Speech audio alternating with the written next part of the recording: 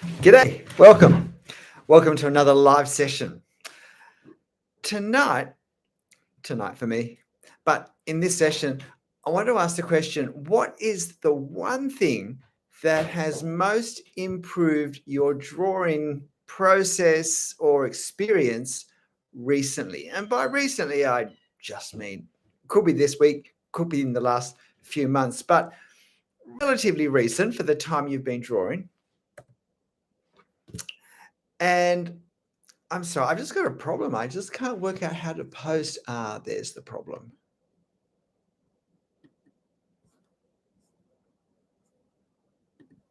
No, I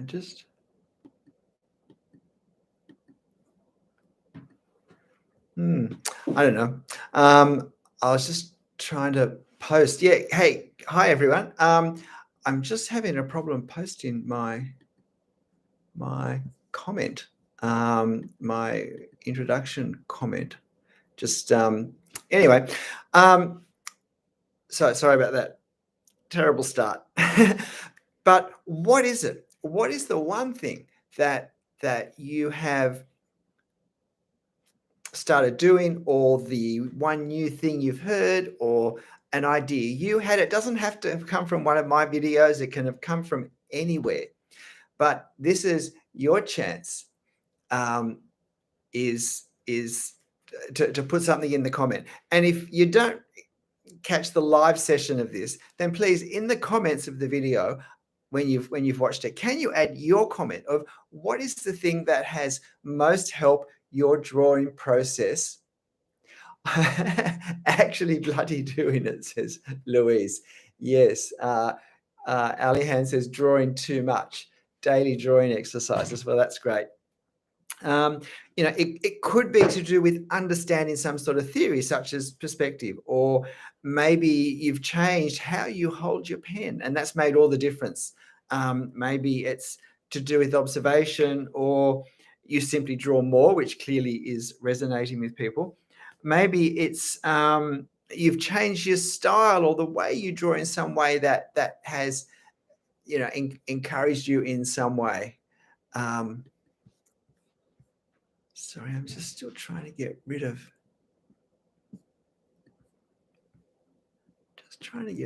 this thing on my screen, and to actually post that comment.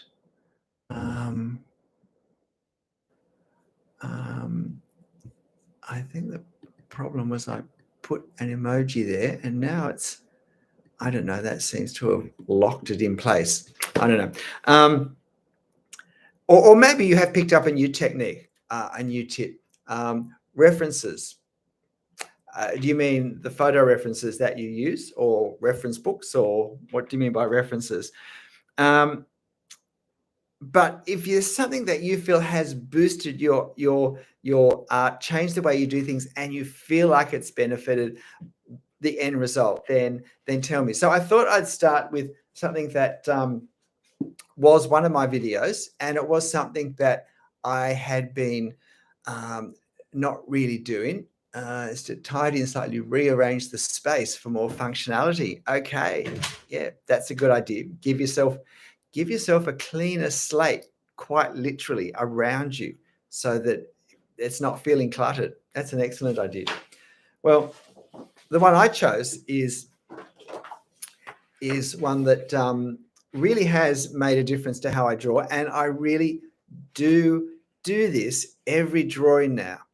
And that's, I get a bit of paper before I draw, and I make some marks with the pen I intend to use, or rather I use my marks to work out what pen am I going to use for the sort of scale, the size of my subject. And if there's something about that subject that I'm not 100%, there's a certain effect I want to create. There are some angles that I'm not sure how they're going to look when I draw them.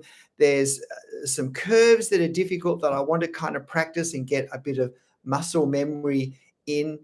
Then that's what I use this bit of paper for. It's not a thumbnail. I'm not necessarily trying to draw a whole part of the scene. I've I'm looking at just exploring the things that I'm not so confident about. Yep, g'day CJ. So this, for instance, was what I did for this scene, and what you see there is really just experimenting how I was going to do the shadow. So it's not necessarily a large amount, but it's not just that I get to explore the effectiveness of a technique that I want to do, but I might, for instance, so for this recent video, my drawing was my mark making was rather more pronounced and rather more comprehensive, but I was really looking at proportions and just getting a sense of the sort of form and just helping myself to observe the reference photo as to how exactly the acanthus leaves worked and spread and so forth. Here's a recent drawing from a recent video of this, I think, medieval tower, late medieval tower in Nuremberg in Germany. And this was my mark making. And so I experimented with the tower, of course. I experimented with just an extra go at the roof of the tower. And this here is actually this corner of this gable end of a building there. And I was experimenting just what's the best way to create the effect? How do I do the lines and when do I stop them?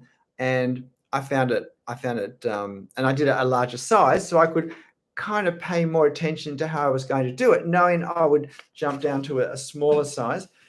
And sometimes it's so this was the Swiss castle mark making, and that looks more like the drawing. I really was just wanting to have a go at getting the proportions of the various parts.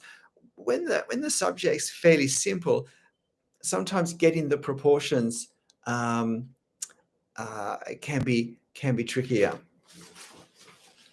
And here's the last one for now, and I'll show some more later. But this was my mark making, which is, you know, you could say I've almost drawn it. This was the video picture with just, you know, a little more care and more detail, more finesse. But again, this was playing with proportions and the angles of the curves on the lampshade and so forth. Now, you know, these take me anything from 90 seconds to maybe, for a fairly extravagant one, you know, 3 or 4 minutes. But I find them absolutely invaluable.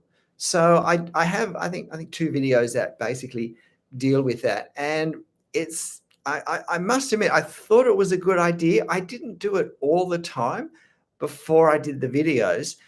When I did them for the videos, I thought these really were pretty useful. And I did them for a couple of videos,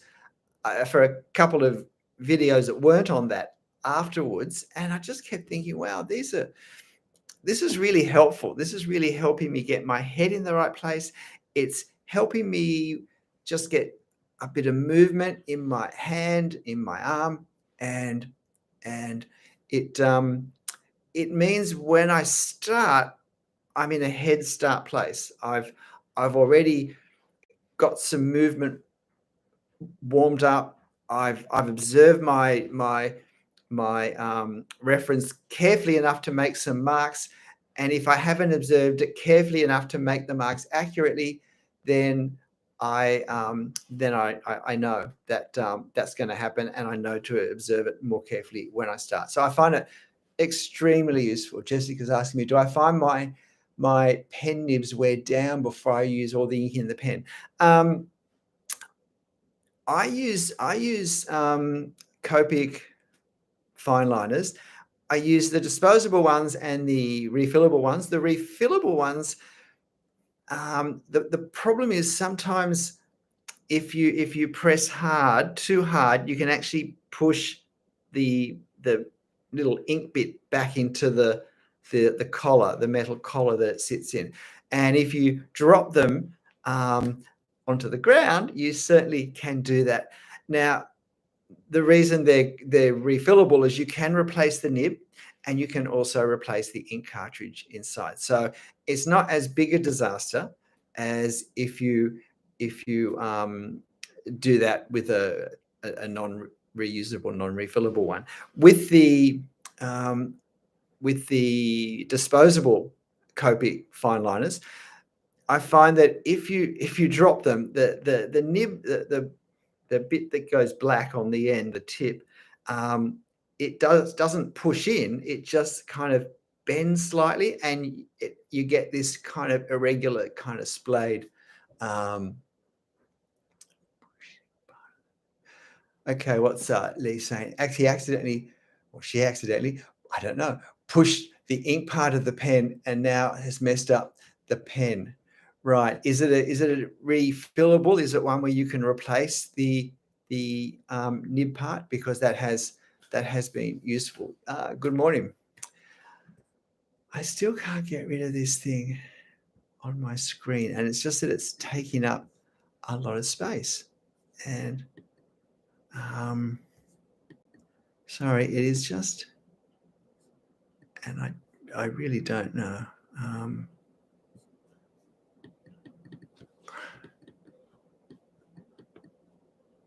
Oh, I know the problem.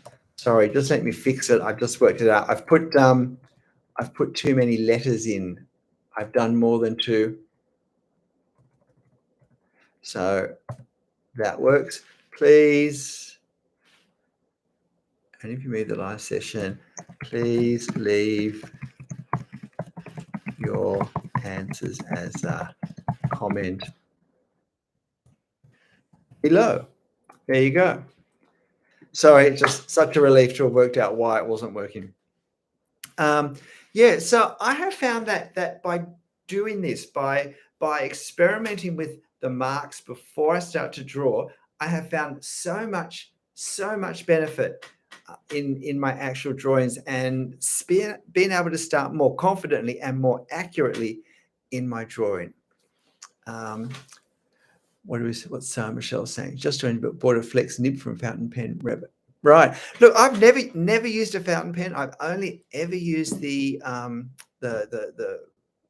felt tip pen, the multi-liner type pen. But I must admit, I've been looking at some work of some artists who use fountain pen, and I must admit, I'm pretty impressed with the flexibility of it for line width and the effects that you can create for that reason. So yeah, maybe I will explore fountain pens. If you have any fountain pen suggestions, then please leave them as a comment.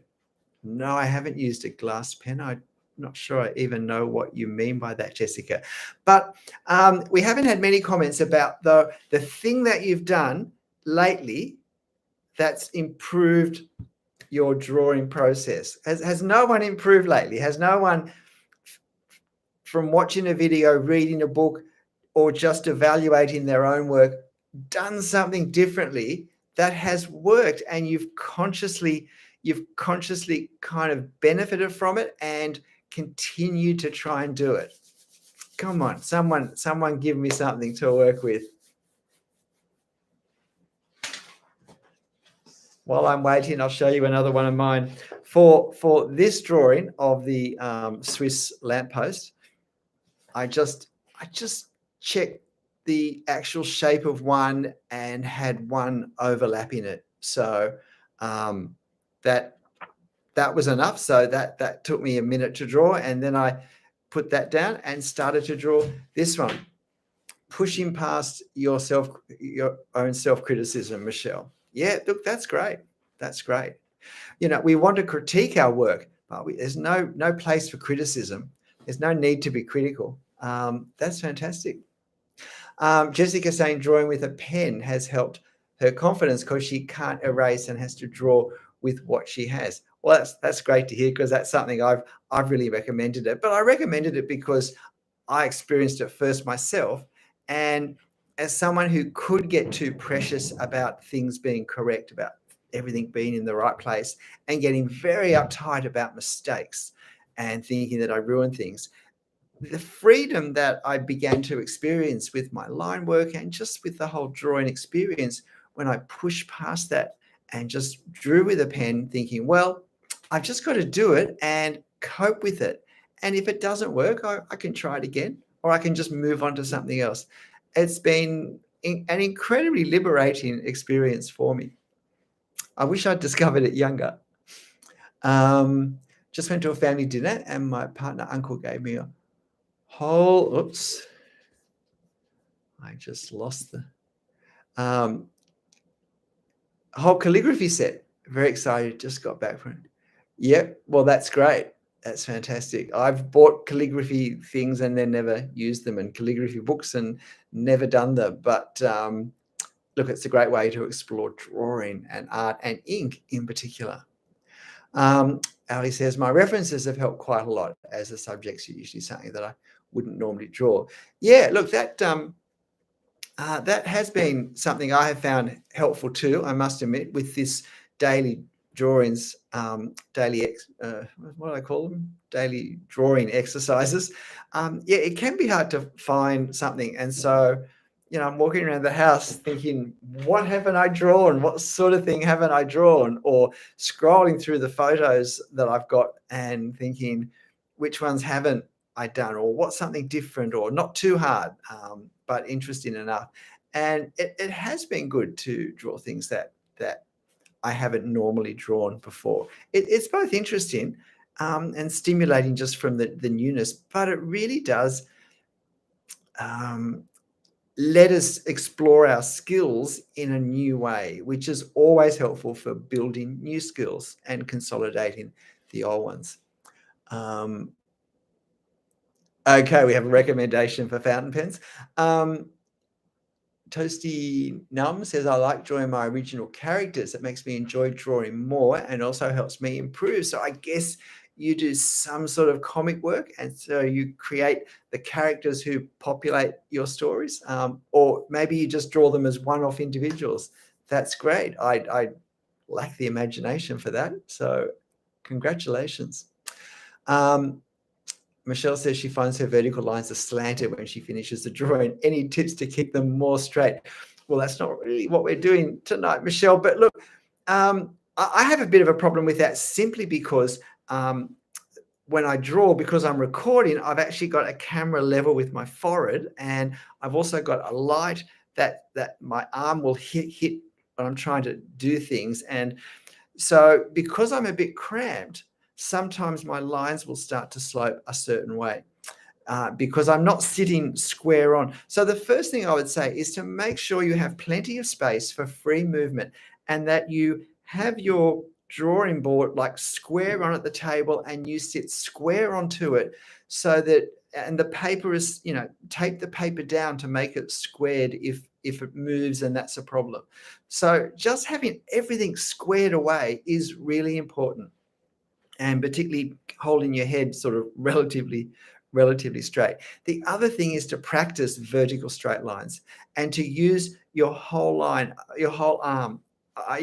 My guess is that you're tending to draw the lines from your wrist, because it's very hard to draw a long straight line if we're not using and moving our whole arm really from the shoulder down. Once we start to just be drawing like this, then we can't draw very far without our wrist starting to pivot, and then the slope starts to happen. Whereas if we move our whole arm, bringing our whole shoulder and arm down, then we can get a straighter line, a longer straight line, which we often do want, more easily. And if it's a horizontal line, then it's the same, but we kind of position our arm and we constantly, consciously move our whole arm across on the paper.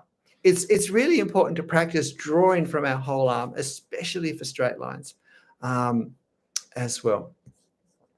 Let me just scroll back and see where we were up to. CJ says, bought a small sketchbook, taking it everywhere, and therefore can sketch so much more than they used to. And that can be a really helpful thing to do, to change the scale of what we draw. And yeah, if a small scale means we can draw more frequently, then that's going to be a really helpful thing for our drawing improvement. So why not? I mean, I have found that because I've been drawing these smaller, so this is half A4. A4 is the size of a copy paper sheet. Because I've been drawing these smaller than what I was drawing, in some ways it's easier and more straightforward, and I feel more able to do it. And so that's been a positive thing. I don't feel like I need so much time to do a worthwhile drawing because the scale has changed. The only thing is, if you change the scale of the paper you use and the size that you draw, make sure you consider the pen thickness that you use. Consider going to a finer pencil or pen for at least some of the lines that you make. Past week in Puerto Rico, drew first couple of location drawings. Congratulations. The military fort as well as 2 family homes. Right, wonderful. How great. Look, if you haven't done location sketching, it's worth doing. I mean, because I first did it really in the streets of Paris, I don't know, maybe that spoilt me, but I look around where I live and I think, oh, there's nothing really worth drawing here. But of course, that's not true. There are things everywhere, and it's not necessarily capturing grand architecture. It's capturing life, capturing people, capturing the bustle, the people, the scope, the length, the distance, the color of a street, of buildings, of what's happening, of the urban landscape. So why not? You don't need to find somewhere special to go to. Start with what's around you. Just draw down your street.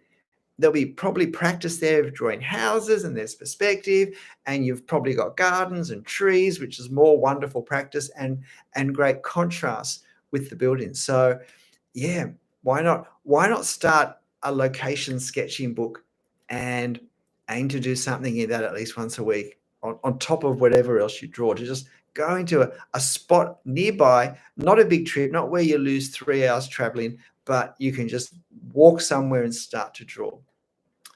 That's a great idea. And I'm so glad you're able to give them to the homeowners. It's lovely to be able to share a gift like that, isn't it? It's a really great feeling. Hi, Sputnik. Practicing what you're already. Yep. Look, that's fantastic. I mean, look, practice. We get better at what we practice.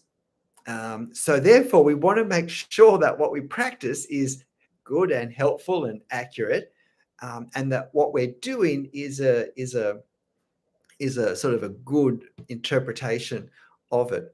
But once we've done that, then it's a great thing just to do more and more and more. And one of the other big reasons I think I've improved is that I draw so much now. I draw every day. And in fact, sometimes I draw twice a day. Often I draw twice a day now because I'm doing these small drawings. And so for the daily drawing exercises, and it doesn't take that long. It takes much longer to make the drawing into a video than it does to do the drawing. But just that drawing every day, just that practice, that extra practice has been a big help. Someone's saying writing, they start a journal, and that keeps them in a habit of drawing every day. Right. Okay. You're right. Okay. Yeah, that's interesting. That writing would actually help improve your drawing, that it keeps you in a big picture place of thinking about what you're doing and reflecting on the impact and maybe what you'd like to do, where you'd like to go with it, and just sitting in the larger experience of being creative through drawing, rather than through the experience of a particular drawing that we've just done. That's an interesting thought, just to sit back and reflect on my experience of being an artist, not in the sense as a career or job position, but as someone who expresses my creativity through drawings. What does that mean for my life? How does that how does that steer my thinking, the way I look, the way I see things, the way I spend my time, the people I interact with? That's yeah. And you could put all that in a journal, and because look, I'm sure if we draw, I mean, everyone's creative, and even if we draw with a passion, it's not going to be the only way we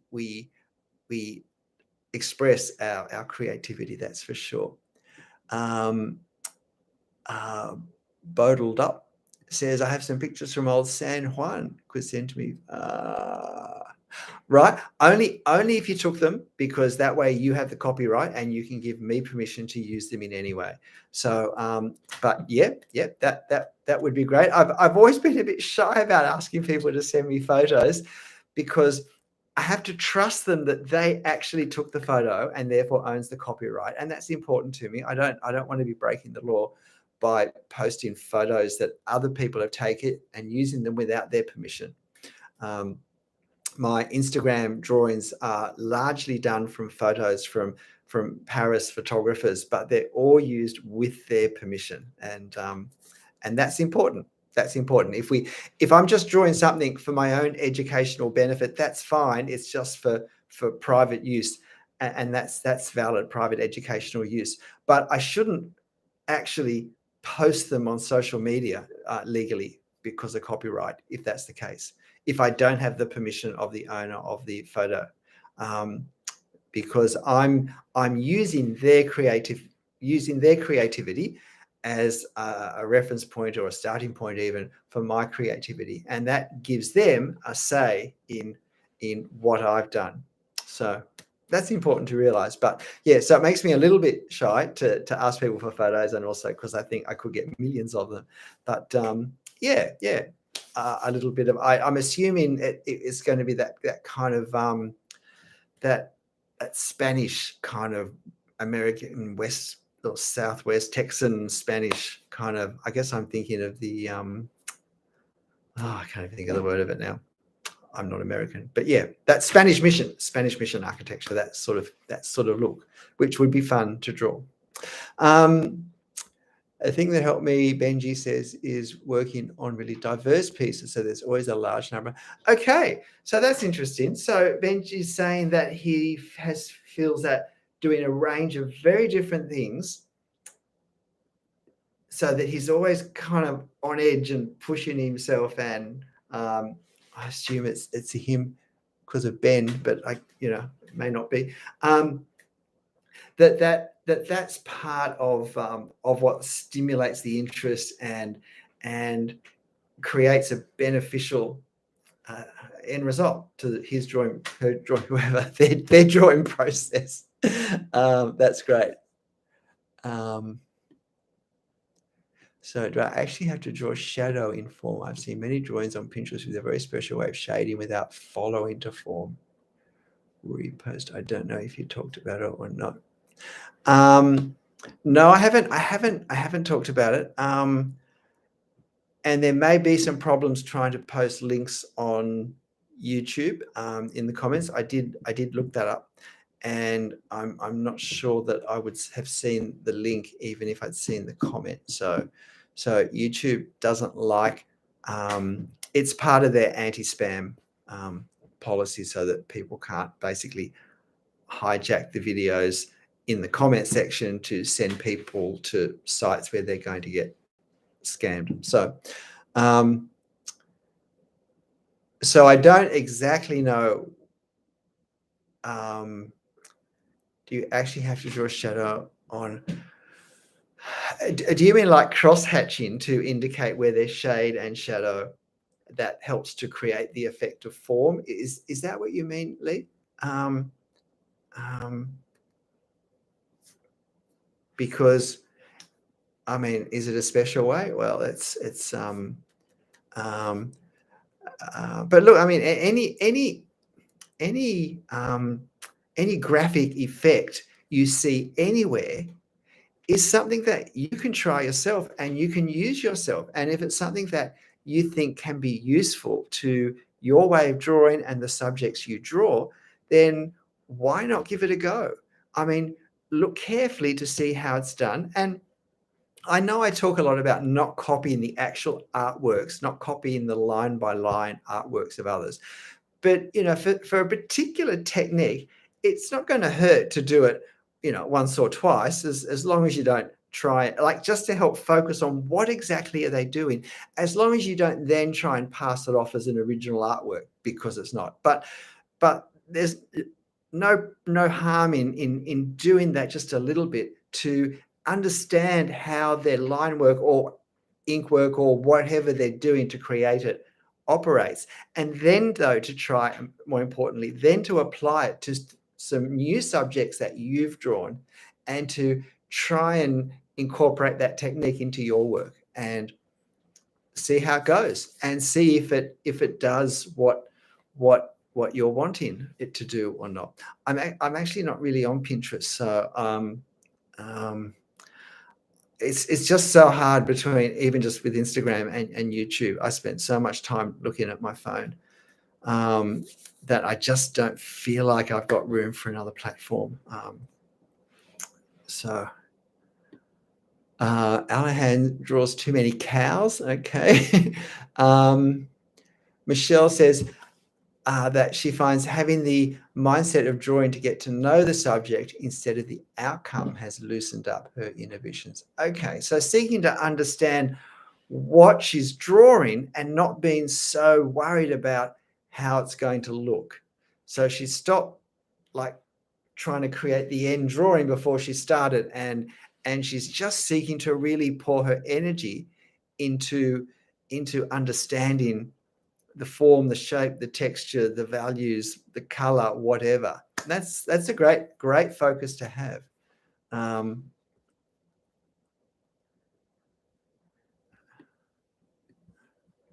Let's have a look.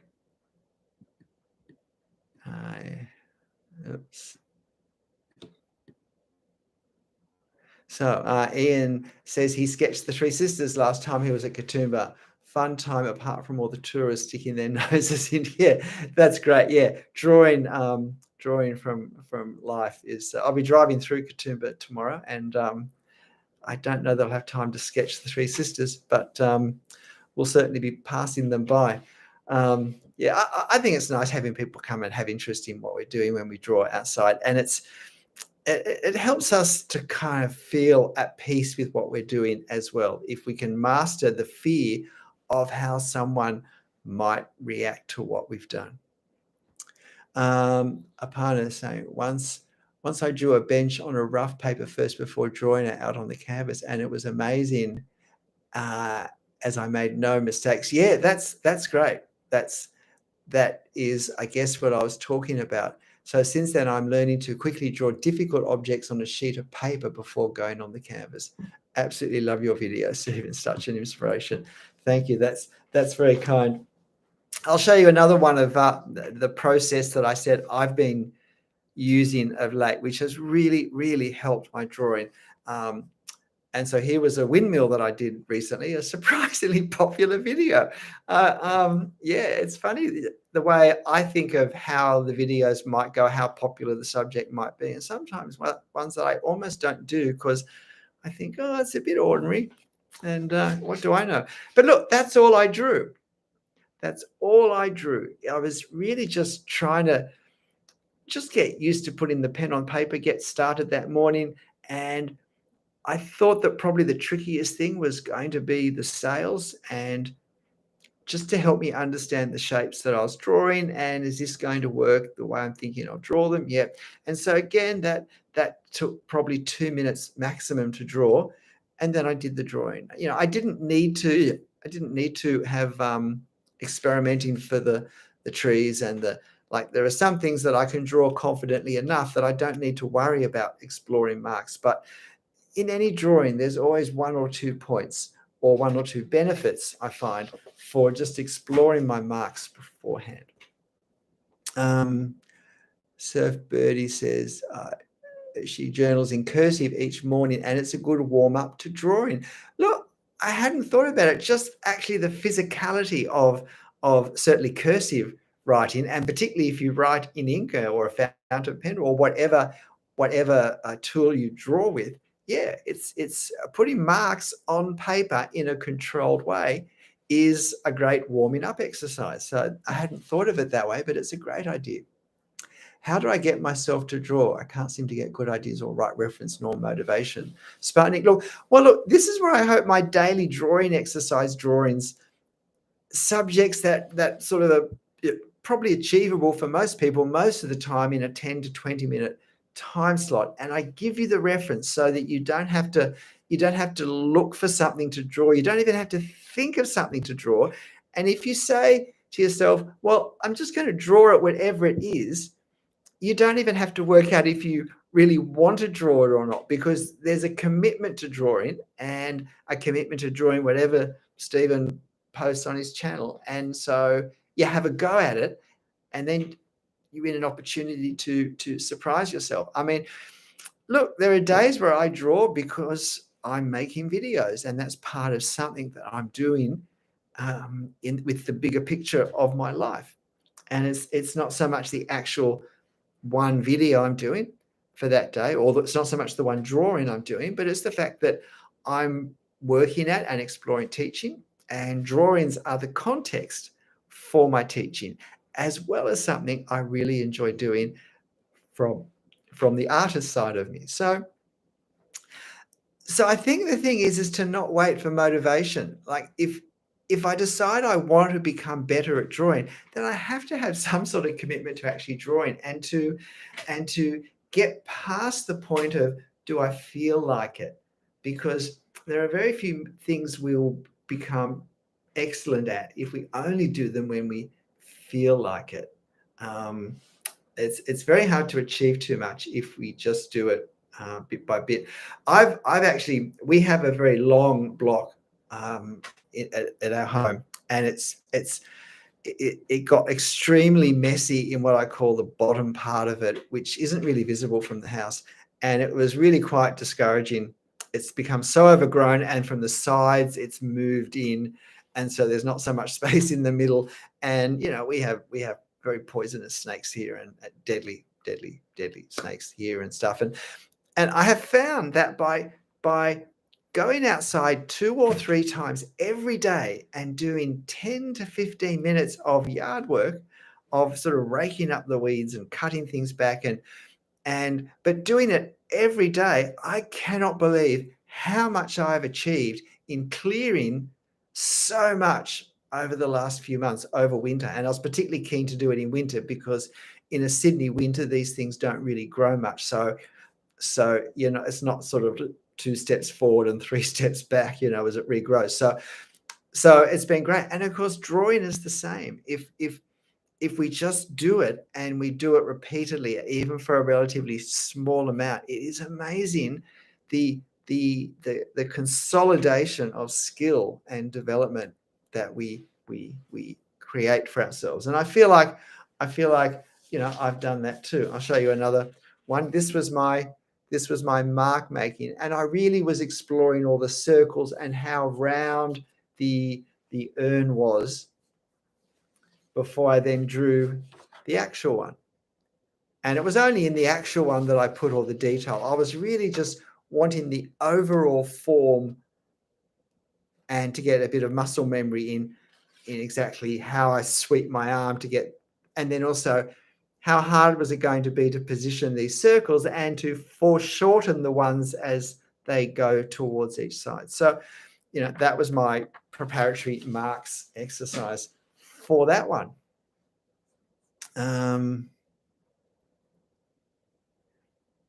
Yeah, that's right, CJ. Yeah.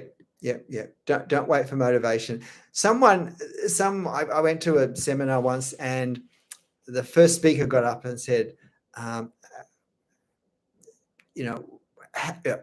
do you know you're an artist? And it's sort of like, well, you're an artist if at the time you do art, you put on the clothes you put on to do art, and you go to the place where you do art, and you do the art, regardless of how you feel.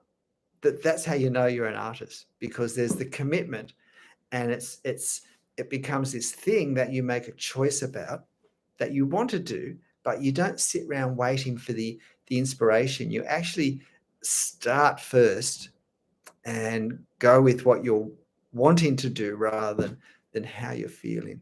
And I think there's a lot of truth to be said for that, particularly if we are professional or we're wanting to become professional, and so we're really increasing the amount of art that we do, whatever area it is.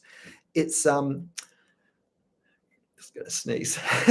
it's it's important that we sort of timetable it and oh, excuse me, and do it that way.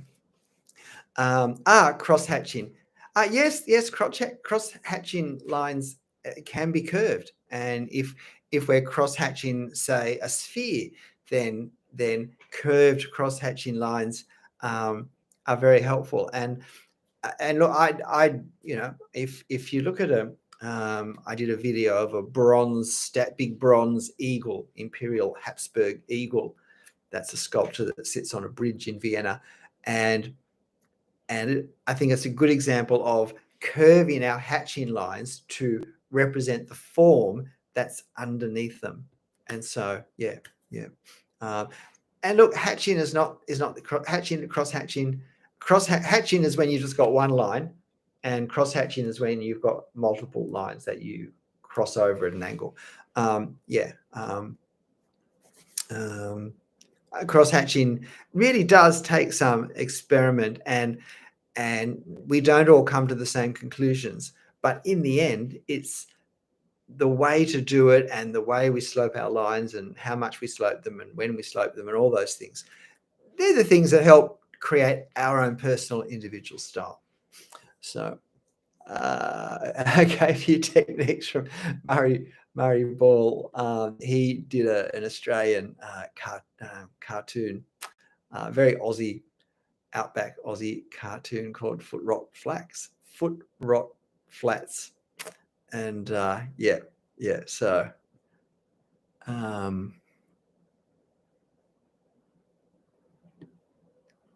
sorry, I'm just trying to find where oh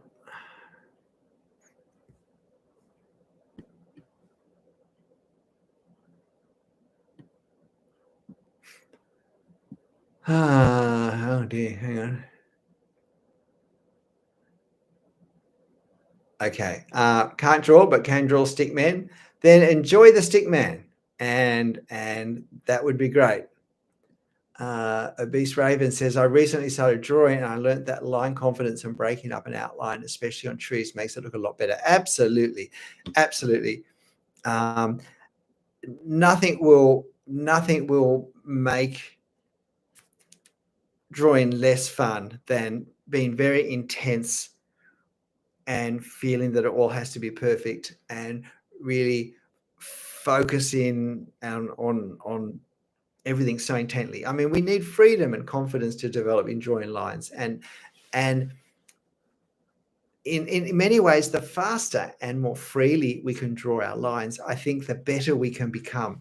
Maybe not right at that moment, but many lines can only be drawn effectively with nice, free, brisk, free-flowing, fairly speedy movement. And that if we draw them slowly, they have a very different feel to them. And I think a lot of people who don't like their drawings because they feel that they have a very stiff and very wooden feel would benefit from stop worrying about so much how perfect are they going to look and everything being right, and just to explore drawing freehand in ink. Often these are drawings that are very meticulously drawn in pencil first, and then really just the pencil traced over with no reference to the reference, and therefore they lose life. Whatever life was in the pencil work is lost when a dead ink line is just slowly drawn over it. So Obese Raven, that sounds like a really great direction, and I'm sure that would improve your artwork. Does more you imagine, more better your drawing can be?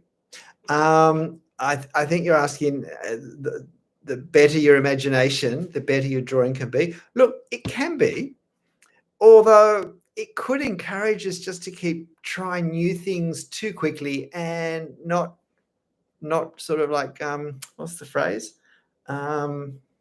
Jack of all trades and master of none. So look, it could work that way. I mean, imagination generally is great with creativity, but um, yeah, it can just make us almost impatient to work at improving a particular thing, and we just jump from one thing to one thing to one thing, and do a bit of watercolor, and then we go and do some pastel work, and then we do some charcoal, and then we, you know, and we never really focus on developing any skills in any one area. But yeah, yeah. Generally, imagination is a great thing to combine with our drawing or any art practice. The crazy Swede is back. Well, very good. There is channel at the YouTube next to you. Oh, thank you, Alahan. That's very kind. Mouse says, although I didn't do it myself, in hindsight, I wonder if starting out learning to draw is better to finish the basic picture before trying to fix the smaller mistakes. That way you don't give up partway through. Look, this is, I mean, how we progress our drawings is really a pretty individual thing for an artist. And but I would say if what you're doing now you don't think is working for you, then try a different way. Try a different way. I mean, sometimes, and it depends for me a little bit on the subject. If it's a subject that I'm fairly confident in drawing, I feel familiar with it, it's sort of easy for me to observe the details accurately because I'm very familiar with this sort of thing, then I might be tempted to start drawing more detail more early on in the drawing, because I do love drawing detail. And sometimes drawing some of the detail early for me encourages me and helps me get excited about the whole drawing. But there are other times where I'm not so sure about the placement, and where I might more draw something such as this to make sure that I've worked everything out properly before I put the detail on. Because sometimes if I draw something and I'm adding the detail as I go, it makes it harder to sense the overall proportions and shape, because the detail kind of camouflages it a bit. And sometimes keeping it simpler makes it easier for me to be accurate. So you've really got to work that one out yourself. Yeah. And there are some mistakes when I've drawn lines that I know aren't correct. There are some I can fix them straight, or improve them straight away. There are others I know I will have to leave it till later in the drawing, when possibly I do some hatching or I add some ink tone over the top of it, and I'm going to have an opportunity to either cover or at least minimize the impact of something that's not quite right. Thank you, Sputnik. School is starting and don't think I have time to draw anymore. I'm not even over. Yeah, look, Lee. Yeah, look. Drawing we have to fit into whatever we do, but like you don't have 10 minutes a day, 15 minutes a day, or 15 minutes every second day, or 15 minutes 3 times a week that you can draw. I mean, sometimes in our life we have rhythms where we can't do much drawing or painting or whatever we do, but that's okay. But sometimes the problem is we have too grand an idea of what it means to be an artist, and too grand an idea of what expressing our creativity means. And what that means is we can miss opportunities where, if we aim smaller in what we try and do, we can still have the joy, the fun, the benefit, and the ongoing improvement in our drawing. So, I mean, you know your situation, I don't, and maybe, there are other things you have to do besides school that come ahead of drawing as well, and they have to be fitted in, other family responsibilities, and that's fair enough. But just look hard to see if there's even half an hour a week you can plan to do a drawing. Yeah, but sometimes there are seasons where we don't draw. I mean, I'm in a season where I do, but I had about 40 years where I didn't. A teacher says if you're an artist, you have to work 16 hours a day. He meant drawing for 16 hours, thinking about art for 16 hours. Well, yep, if you can, but that'd be hard work. I tried. Alana says I try to train my artist brain to see a subject as if I've never seen it before, with no labels, and viewing the subjects as shapes, and working on hand-eye coordination and then refining. Yep. Trying to see something as if I've never seen it before can be a great way to observe it a lot more carefully, because if I'm thinking I've seen it before, then it's very easy for me to start to actually mix up my memories of what I've seen before with what I'm looking at. And then when I go to draw it, I'm drawing a combination of what I've seen, but also of what I remembered of that subject. But it's usually that subject from a slightly different perspective, different angle, from different photos, and so they don't merge together well. And there's something about my drawing that doesn't line up with the reference. So yeah.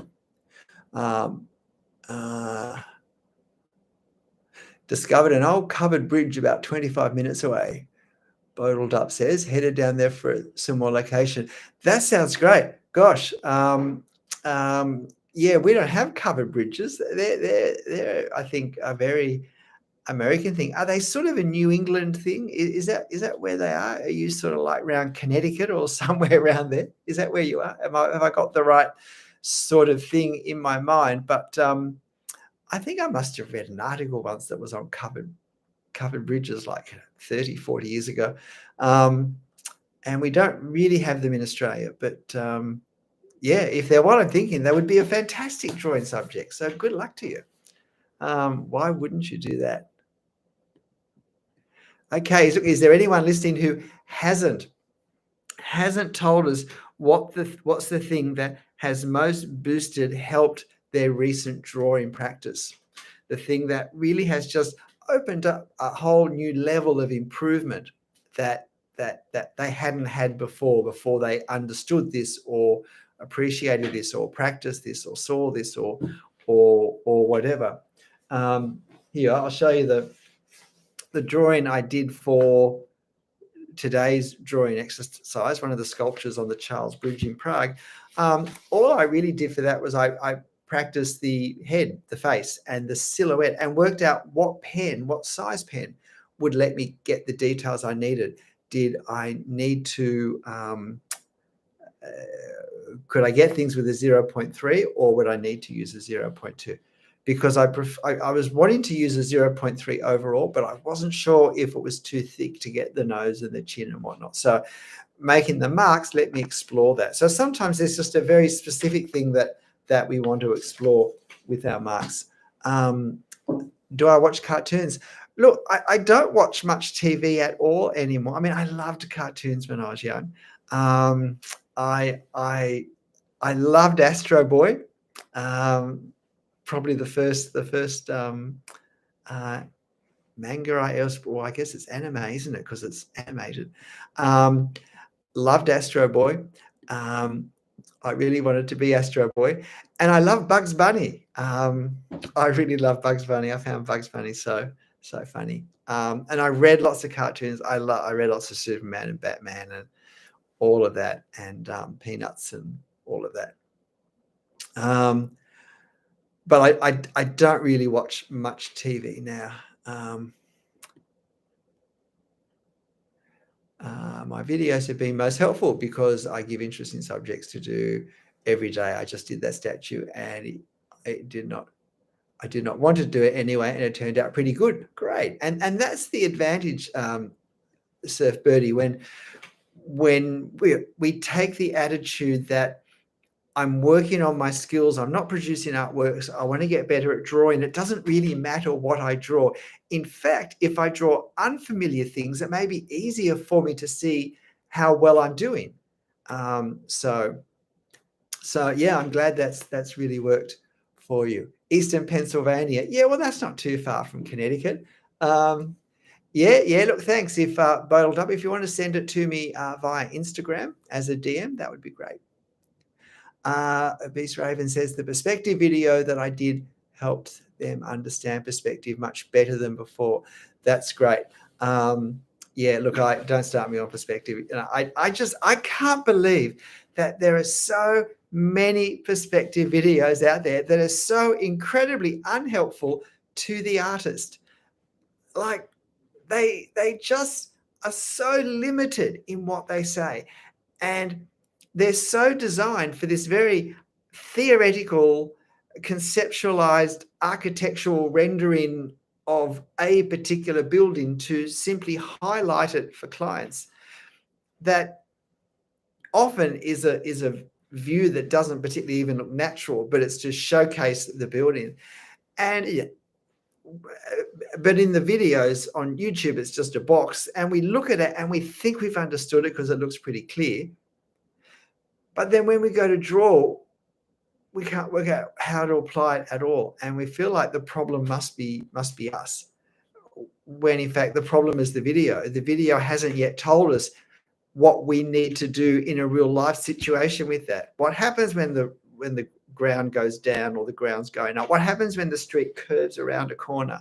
What happens when it's doing all of these things at the same time? How does that affect where the perspective is? How do you know where to put the vanishing points? No one ever says that, and so forth. And the importance of eye level is never made clear, and it's very unhelpfully called the horizon. Don't start me on YouTube videos on perspective. But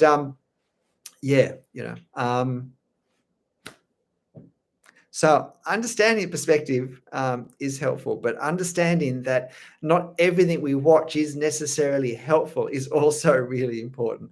That's a different topic. Let me just, Ian saying an interesting technique is to make a rough sketch from a photo and then use the rough sketch as a reference for the artwork. Okay, all right. So we sort of have it makes our actual artwork sort of more, it gives it less of a link with the original reference and introduces, as you say, a certain amount of distortion in it. It's like a drawing from a drawing. Yeah. Why not? Why not give it a go? It sounds to be working for you. Pratharpa is asking, at what age did I start getting interested in drawing? Look, as a kid, I used to draw, well, mostly Donald Duck cartoons, comics, and Scrooge McDuck and Mickey Mouse. And I really probably just drew the hardcore Disney characters and the odd Bugs Bunny. And then as a young teenage boy, I used to draw battleships. Because my father had some books on the war because he was interested in it. And so they were about the only references I could find that was something that I was interested in too. And as it turned out, I gave some to the woman who is now my wife when we were in high school, and she kept them. And it was crazy. We came across them not long ago. It was crazy seeing these things that I drew in the early 70s. And thinking of all the drawings I've done since then. But I actually really didn't draw at all between then and when I was 50. So I really had about 40 years or 35 years where I really didn't draw at all. And even at 50, I really didn't draw much at all until 5 years ago, because when I did start art again at 50, I painted in oils. And so, and paintings you can't see around me. Right in front of me, I have some drawings, but on the wall there. But So it was really 5 years ago, 2018, a trip to Paris, walking back to the hotels. I know some of you have heard this, but said to one of my children, I said, "Oh, do you want to just hang with me, and we'll just sit in front of Notre Dame while the sun sinks behind it in it was about 5:30 on a summer's day. And the others can go back to the Airbnb, and we'll just sit and draw, because she was doing a fine arts course. She's great at art, at drawing. And we did that together. And my drawing turned out, I was happy with it. And it's funny thinking, if I hadn't liked how it turned out, I wouldn't be doing this now. But she had me posted on Instagram. I didn't want to, because I said, "Oh, it's just a drawing. It's just a drawing." And she said, "Dad, drawing's art. It's not just paintings." And she posted it on my account, and it got a really enthusiastic reaction. And I discovered there was a whole world of urban sketching out there, and that really was how I started. So it really is quite recent for me, 5 years. But I had painted intently for 10 years before that. And a lot of the skills I use in my drawing, I actually developed in my painting. So when I talk, I mean, if there's one technique that I feel like is, I mean, I'm not the only person who uses it or teaches it, but I feel like it's very characteristic of my art and my teaching. It's drawing the effect of the detail. And that's something that I did learn. I worked out in a way that worked for me, painting Australian gum trees, because you can't paint the leaves. You have to paint the effect. You have to be trying to paint the form of the trees. And when I first had to draw some trees, and I was thinking, how on earth do you draw trees with just a pen with a line? How do you do that? I realized that that the thinking, the method of going for the effect of the whole thing, and not trying to draw the detail I saw, but to draw the effect of the detail, that was the way to go with the pen. And it worked for me, and it's worked for lots of you, which I'm really, really great to hear. What else have we got? Samuel says, thinking of things as planes, orientation, and volume helped him a lot lately for anatomy study, but still struggle with perspective and grids. Right, yeah. Look, I think every time we see something, we need to think in terms of form and appreciate the 3 dimensions of it. But then, particularly if we're copying from a photo, we need to also appreciate the shapes that we see. And today's video, actually, that I've just posted before this, the statue on the Charles Bridge, it actually at the start considers using form and using shape to get the best of both worlds in our drawing. It's not a case of one or the other. They're both incredibly helpful, but I do think it's generally more helpful to consider form first, to get a sense of the volume, as you say, and the way that volume is formed by the planes and the orientation, the angle that we're viewing it from, what exactly we're seeing. And anatomy would certainly be a challenging subject field to explore that in, but still struggle with perspective and grids. Samuel, have you seen my perspective playlist? I've got dozens and dozens and dozens of videos on perspective, and surely some of them will be helpful for you. So I've got one which has got like 13 videos on it, which is a bit like a mini course. I mean, the videos don't lead into each other, but the idea is there's a little bit of everything. And overall, taking those 13 videos together, it's a fairly comprehensive look at a lot of different issues of perspective. So if you haven't particularly looked at my perspective videos, then find that playlist and have a look at those. It would be, I think, a helpful thing for you to do.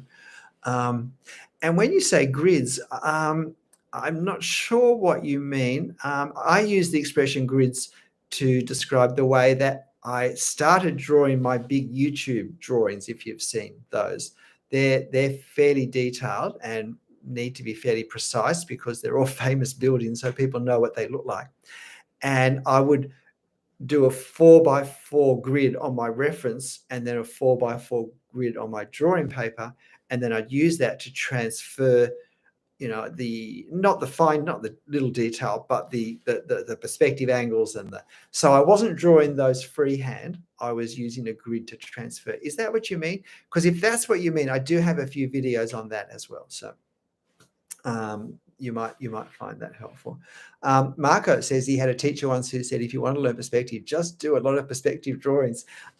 Yes, absolutely true. But you do need to make sure that if they're not right, you realize they're not right. And one of the things that I think, like, I'm going to say, like, there's 35 of you watching me right now. So look, I'm going to say something. And if you've done this, I want you to tell me. If you've done this when you've tried to be looking at your perspective to see if it's right. When you've done a drawing that's got a building with perspective in it, do you get your reference and put it down in front of you? Get your drawing, put it down in front of you. Get 2 strips of colored paper so that you can see them clearly. And get one of the perspective angles on the reference photo and place that red strip over that roof line, top of the colonnade, whatever angle it is. And then with your drawing, put the other colored strip on that same line, because they should be parallel. Doesn't matter what the angle is, but they should be the same angle, one sheet of paper, the next sheet of paper. And if one of them's like this and one of them's like this, or one of them's like this and one of them's like this or this or this, then you know you haven't got the perspective right. It's such an easy way to see, am I observing and then drawing accurately? It makes it painfully clear whether we're getting it right. And it is the best way to have an ongoing sense of, is this working for me? Because if I'm not getting the angles right, then I'm not yet seeing what I need to see to get them right. Because, we all want to get them right. And so I need to show myself that I'm not seeing what I need to see, that I need to take more time, whatever. And equally, if I'm getting them right, then I know that it's all okay. And that's not an area that I have to put more effort into. So does anyone actually do that? Professor Travers? Well, thank you for that. Lee says, so do you take classes or self-taught? I'm self-taught, but I was a high school teacher for 3 years in the very early 80s. And so while I didn't teach art, I taught English and history. I have learned, as part of studying to be a teacher, you learn about the learning process. So I have learned how to learn. And so when I began to look at improving my drawing, I had a good understanding of what the learning process is, and I could apply it to what I was doing. And particularly, I think my ability to critique my work in a helpful way, to be ruthless with it, but not to criticize myself, but to look at it and say, what's not the way I want it to be, so that in the next drawing, I can move that closer to how I want it to be. And it's got nothing to do with who I am or what I'm worth or even how capable of an artist I am. It's just part of the process of improving. And I think that's, so I am self-taught, but I have had that advantage of having learned how to learn. And therefore I could kind of teach myself. Of course I didn't kind of formally teach myself, but I kind of knew how to, the best way to kind of progress, and the fact that we don't start at the end as well. And I think so many people these days, and I think social media does put this pressure. If we have an art channel, we want to post really nice stuff on it. We want people to appreciate what we can do, but it does put a lot of pressure on us to get results from the very beginning, rather than seeing that as a place that we're moving towards. And And, you've probably often heard me talk about the piano. No one starts to learn the piano and thinks they'll be doing a performance by the end of the day or the end of the week or the end of the month or the end of the year. But somehow people start to learn to draw and think they'll be producing artworks, every time. And then that becomes a pressure as well. That's just not helpful for the learning process. And often we learn better by not trying to do the whole thing all at once, all the time, but we focus on certain skills, on certain areas. So for piano, you learn you do scales back and forth. To learn the keys and how to put your fingers on the keys and transition from note to note and all those sorts of things. You don't try and play a piece over and over, because you'll end up doing lots of things badly. So you start with a few skills, you learn to do those well, and then you add skills to them. There's a lot to be said for doing that with our drawing. Do I work on any movie projects, or do you want? No, I've had nothing to do with anything, animation or anything like that. So Stephen Travers became Stephen Travers Art 5 years ago. No, I became Stephen Travers Art when I started the painting, which was let me think, around 2014. I think Stephen Travers Art started around 2014, maybe 2013. Yeah, and I was painting for a number of years before that, but I became full-time with the painting in 2015. But that's all I did for 10 years was I painted. Well, I won't say all I did, but it's what I did. Oh, what a great topic. That's great. Drawing or painting the illusion of a subject when something is too detailed or too far away to accurately capture form and volume. Yep, they're all, yeah, very, very helpful. I'm glad that's been helpful. Samuel will check that out. I think they mean my perspective playlist. It's easy to see as a teacher when you look. I don't know that I was anyone's favorite teacher when I taught. Yeah. Here we go. No, but maybe something similar once. I usually just use my pen or pencil and a degree of thinking good thoughts. Look, thinking good thoughts is a great way to go with anything we do with life. We shouldn't underestimate our ability to impact ourselves by the things that we say to ourselves. And that's why it's important that we don't speak to ourselves with a critical voice, that we don't say, oh, I'm stupid, I can't do this, I don't have any talent. We say the things that will encourage us. We want to be our own cheer squad. We need to be realistic. Well, this isn't what I was hoping for, but I've got a better idea of where to go with the next one, and so forth.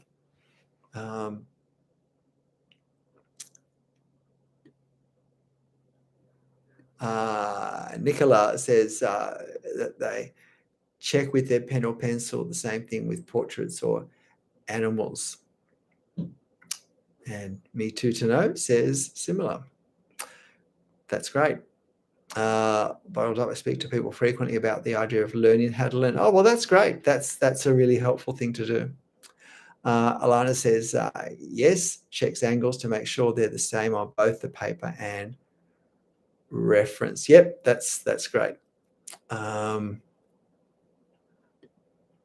Jason says, hi, I'm also teaching my students with perspective, but one of the students said it's become all measuring and calculating. How would I suggest students learning perspective without burning out?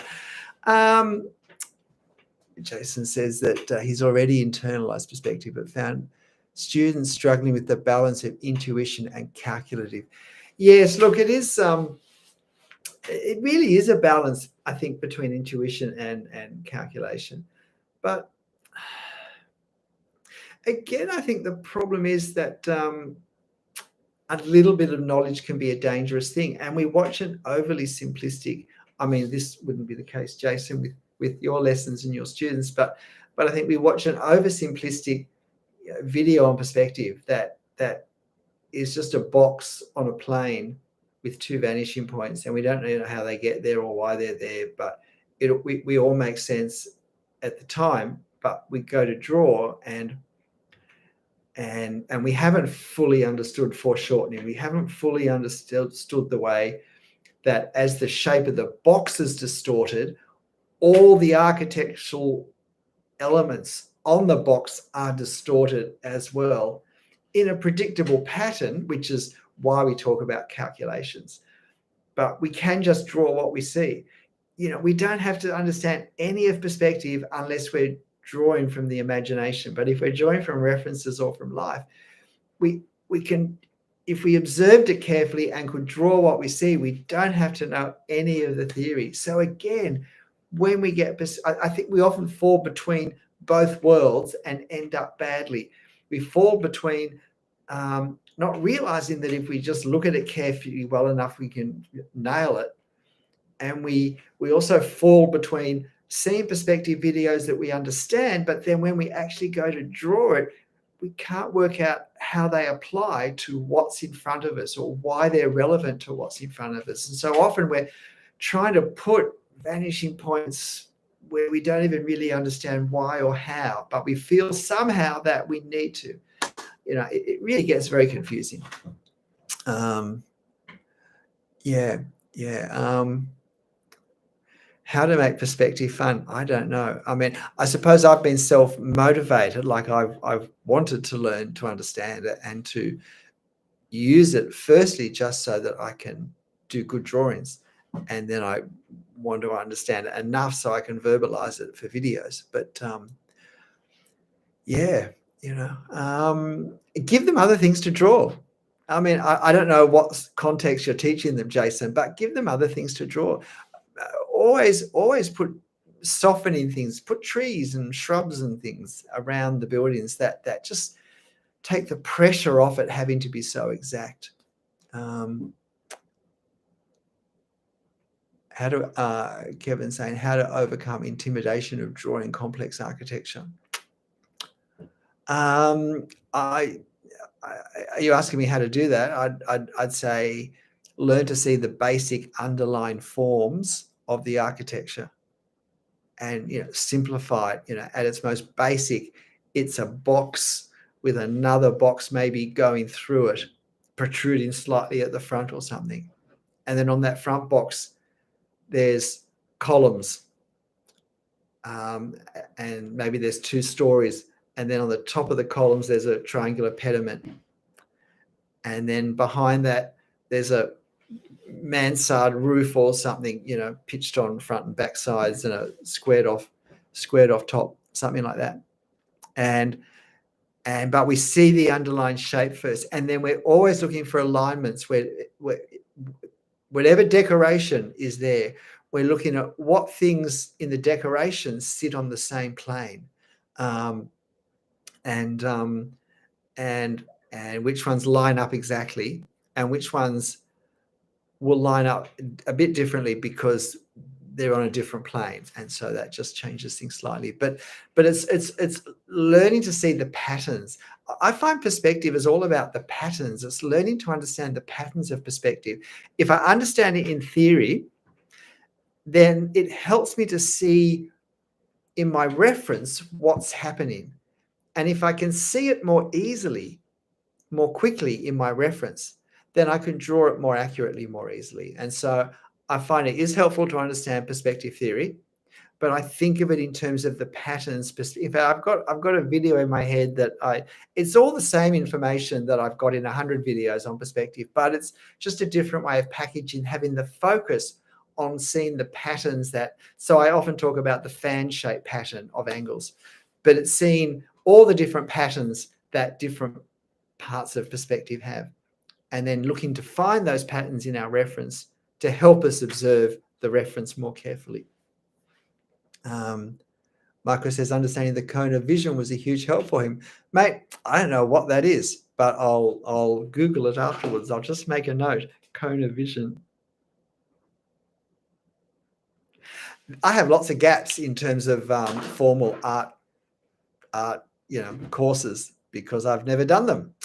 But that's great. And maybe other people will be Googling cone of vision as well, and maybe we'll get the same help that you got from it. So thanks, Marco, for sharing that. Thank you for your answer. I'll try that. Great. I remember I draw a branch of mechs without knowing I was indeed practicing perspective. Maybe an interesting subject matter will help. Yeah, absolutely. Kevin, it's just pen and paper. Yep, everything's pen and paper, and everything's line or mark. I mean it. And I think that's a very helpful thing to remember. That is any subject really any harder than any other subject? I don't know really. I mean, some are more complex. Some have more parts, more lines or marks that we have to make to capture them. But the same fundamental skill is required for everything. It's if we're drawing from a reference, it's to observe what we're doing and to replicate that in a way that creates the effect of the object that we want to create with the focus that we want to create in what we do. And but I think the reason some subjects feel more difficult is because we have high standards. So, for instance, people often say, well, faces are really hard to draw. Well, they're not harder than anything else to draw. It's just that mistakes with faces are really easy to see. That's the problem. Because from when we first open our eyes, if life is going well for us, we're looking into a face.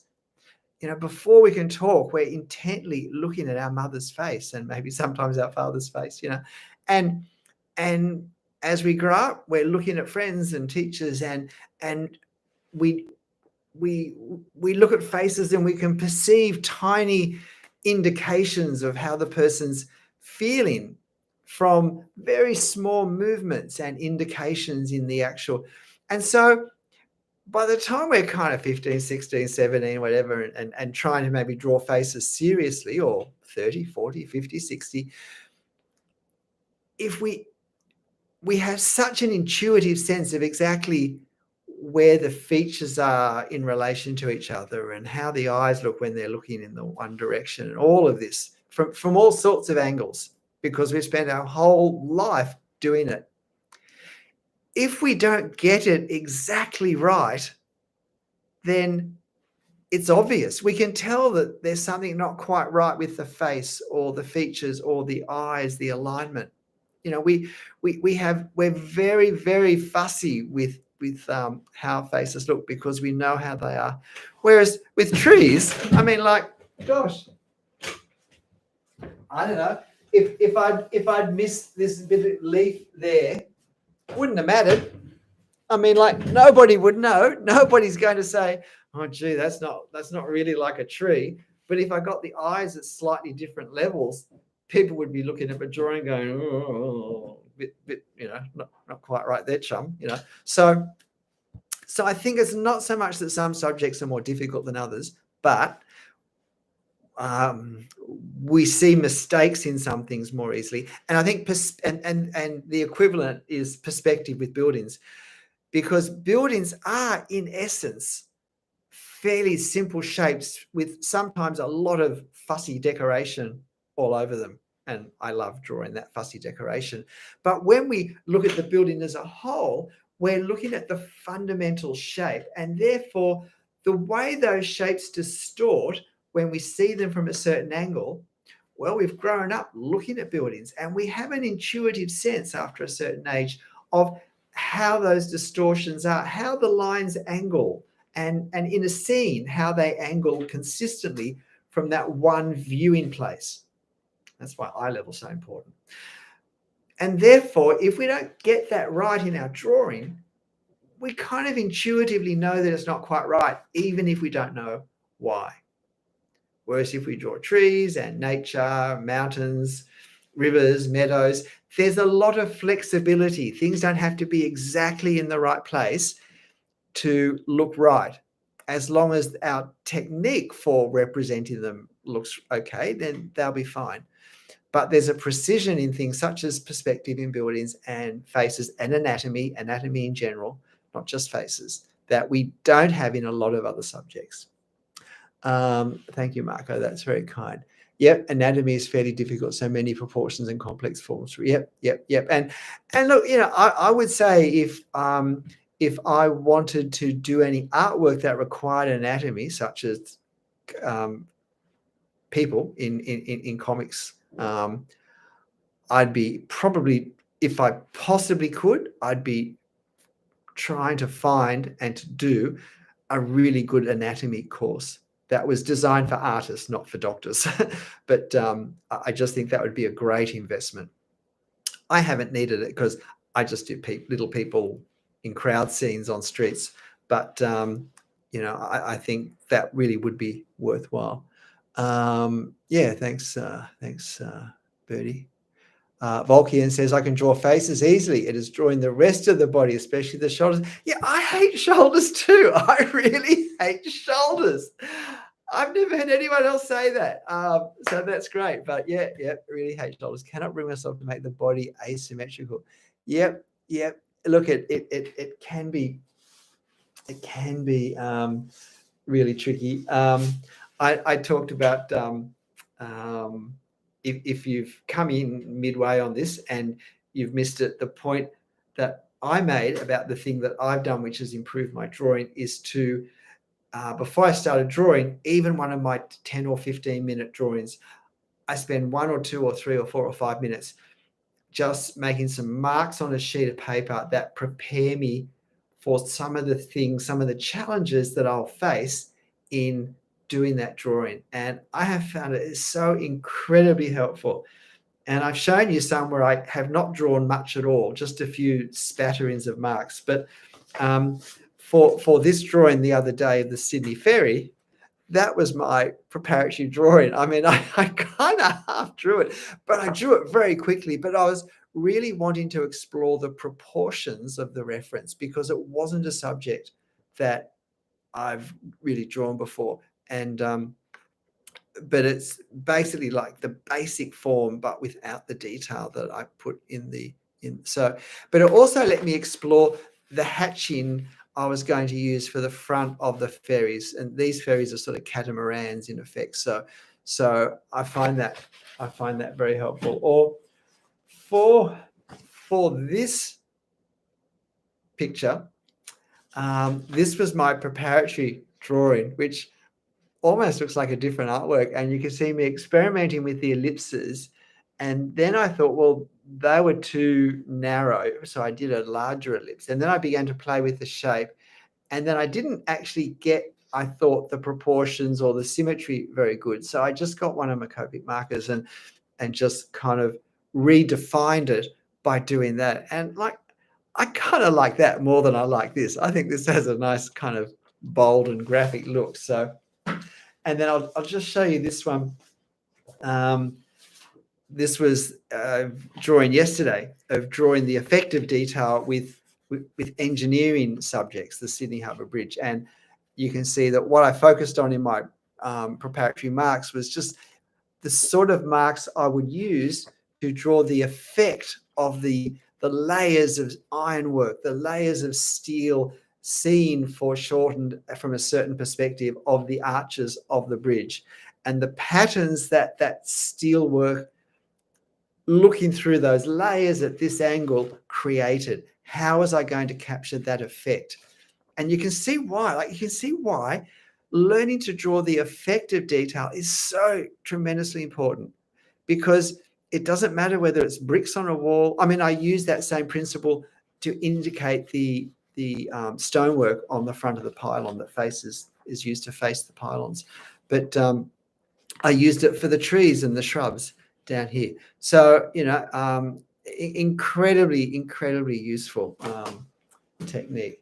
And sometimes it's, like the clump of grass. It's just making sure that it's going to work when I do it. And it's, I didn't have to do much to think, yeah, that'll work. I don't need to do any more. And I'm warmed up. I'm confident of my technique. And I also have a bit of a sense of scale. I also often use this to work out, is this the size I want to draw it, or is it a bit big? Will I draw it just a little bit smaller? Or is it too small? Will I draw it bigger? And And sometimes I more use it to get the perspective angles checked before I start. So is that the right angle? And are these columns the right proportion? Are they too thick? Are they too thin? Are they too tall? And so I do that preparatory drawing. We've got a few more comments here. What are we saying? Shoulders and pelvis, nightmare. Yes. Aparna says, I find it difficult to draw perfect circles, cubes, and lines. I'm practicing them every day. Is that the right approach? I want to draw buildings and structures someday. Yes, look, yeah, look, it's always good to practice. It's always good to practice whatever we want to get better at. If you want to practice drawing circles freehand, I would suggest that you draw squares, divide the squares into 4, and practice drawing in 4 goes, like do a quarter circle and work out exactly where it needs to touch the side to join the next circle. And yeah, just to get a sense of the fullness and the roundness of a circle. And then when we have to draw circles in perspective, in an ellipse, in effect, we can kink the square into a parallelogram and draw the diagonals, or sort of not the diagonals, but draw the mid lines as well. And we can still use that to get the sense of the ellipse. Straight lines, yeah, look, yeah, it's good, but learn to do them relatively quickly. Don't do lots of slow ones, but learn to do fairly long parallel lines acrossways, horizontally, vertically, diagonally one way, diagonally the other way, and draw as many as you can as close together, trying to get a nice even distance between them. But don't only do that. Draw some buildings. Draw some buildings, because buildings don't always have. I mean, if we practice drawing straight lines, yeah, there are skills there. Some of the skills we need in drawing lines, straight lines for buildings, but it's more complex than just that. We have to angle our lines. We have to stop our lines or start them in a certain place or meet another line in a certain place. And so there's more skill that we need to develop that we don't develop just by drawing parallel lines over and over again as an exercise. So it's a great exercise to do. I've done it myself. But we don't want to do that instead of drawing buildings. We want to do both of them together. And how do I know what building is a suitable one for me to draw? One that I have a chance of drawing well is a good one to draw. And I do feel frustrated when I see people do bad drawings. And by bad, I mean the perspective's out, the way they've rendered various surface textures is awkward. And some of the detail is kind of done in a way where the scale is out and it just doesn't go with the architecture as it does in life.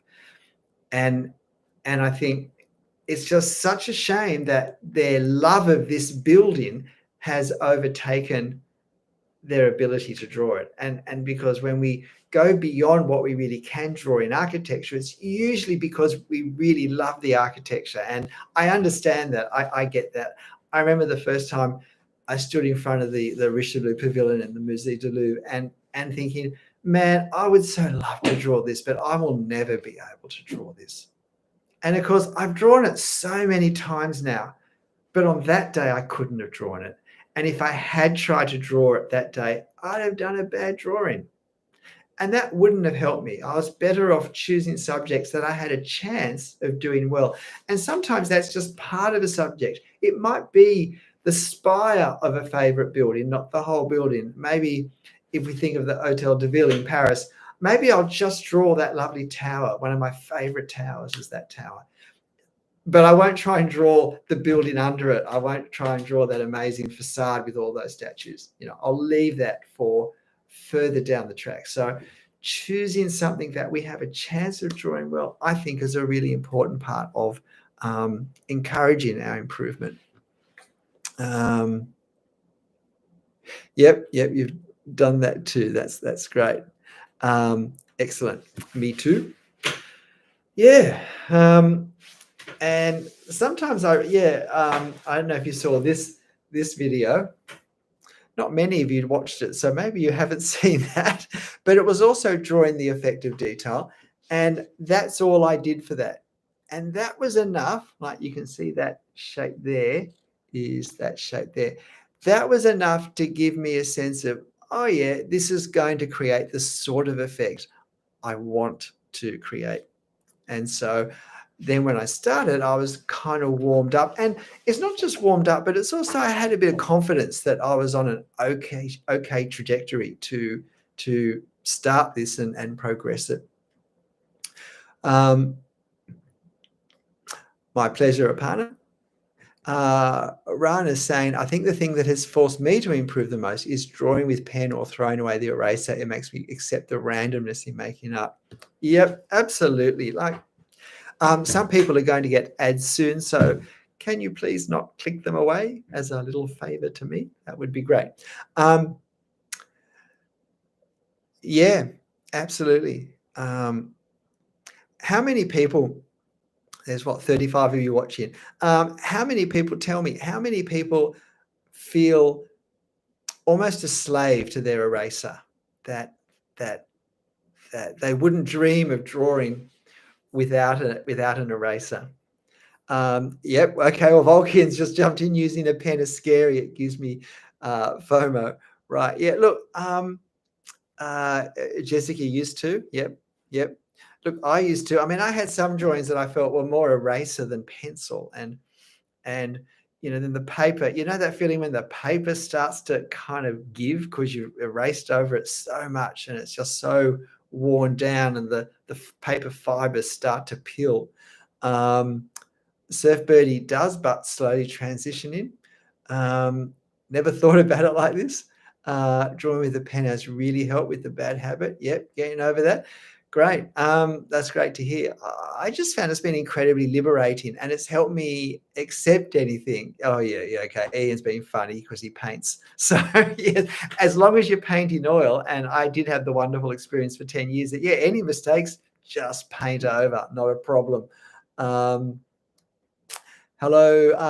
Stingray. Hello, back to Canada. Actually, Ian, who's above you, is in Canada as well. You are there at the moment, Ian, aren't you, in Canada? Most improved in my drawings has been consistent use of thumbnail and planning. Yep. I don't do a lot of thumbnailing. I sometimes do.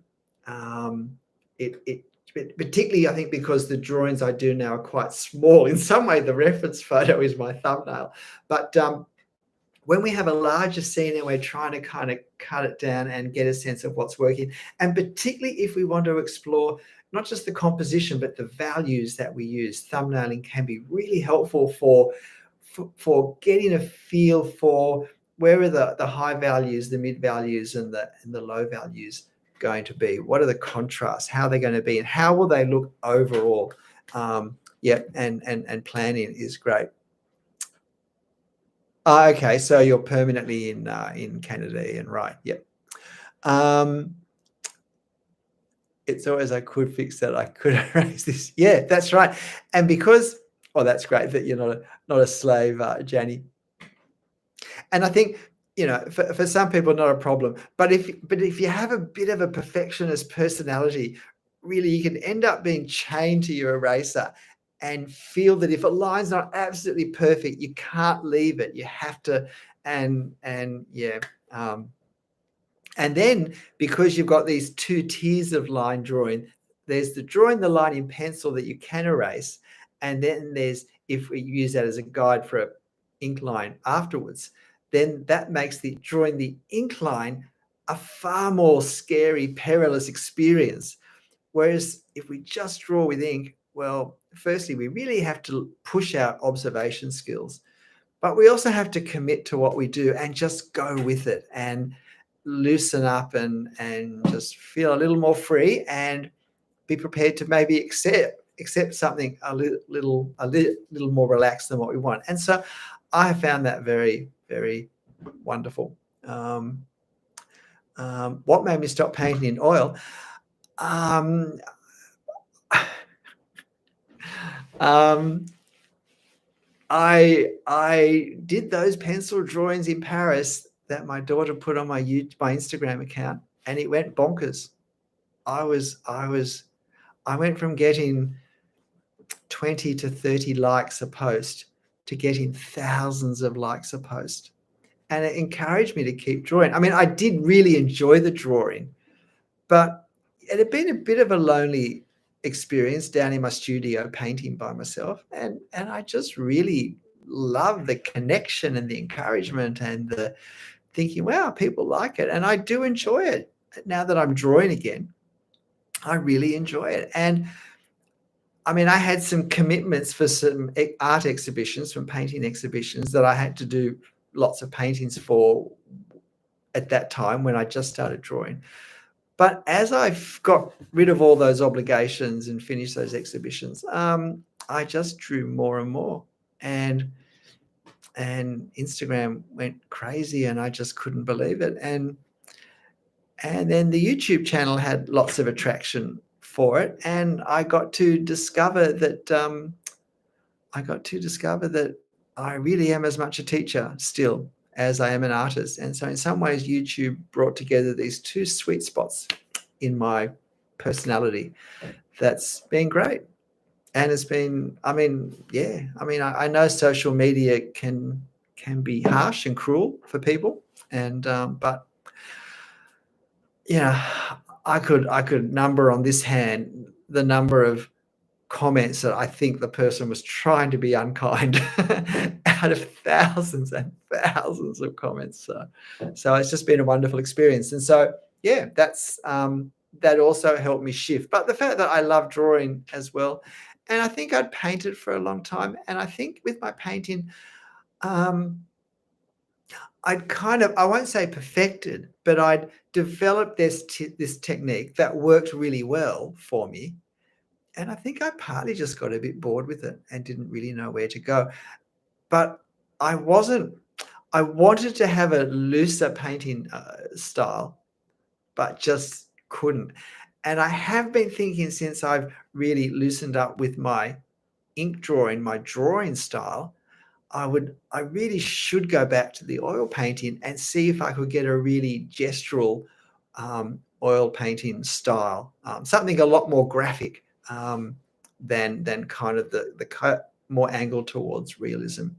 But then I want to learn to do watercolor. So I feel like that would go well with my pen work. And I actually started working on freehand pen because we had this big trip to Europe planned in 2020 and I wanted to do watercolor, and I decided that watercolor on ink would be straightforward, and so I wasn't going to be fussing with pencil and an eraser. So I thought I need to develop my skills in drawing directly freehand in ink, and so never got the trip but did get the drawing, so hey, can't complain.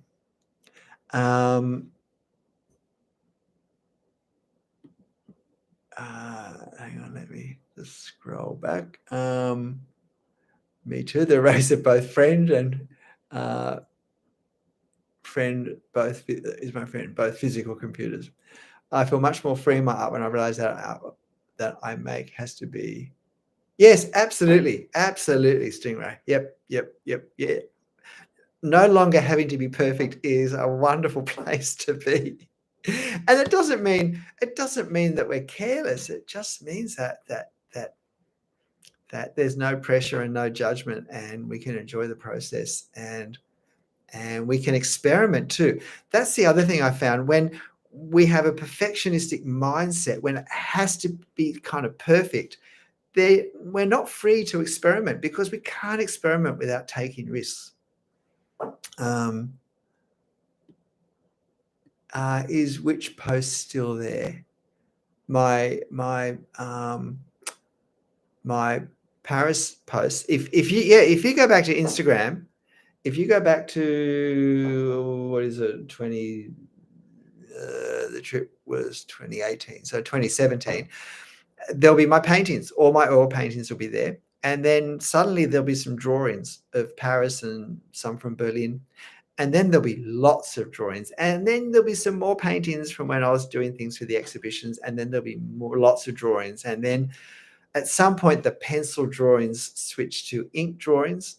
And then the ink drawings get tone added to them. And that's really where they stay. So it'll be a lot of scrolling to go back, but if you want to go back and look at all my paintings and my original pencil drawings, but not the Paris drawings, not the actual street sketching ones, but when I got back to Australia, my drawings were all done on using a grid. The first ones I did were smaller, so it was just a 2x2 grid, but when they got larger, it was a 4x4 grid. So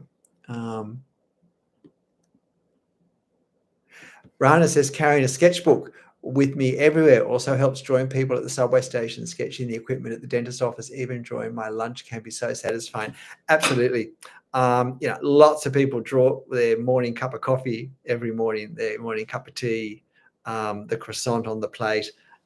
Yeah, absolutely. I mean, being free to not care what people think when you're drawing or whether they look at what you do or not really gives us a lot more time to draw.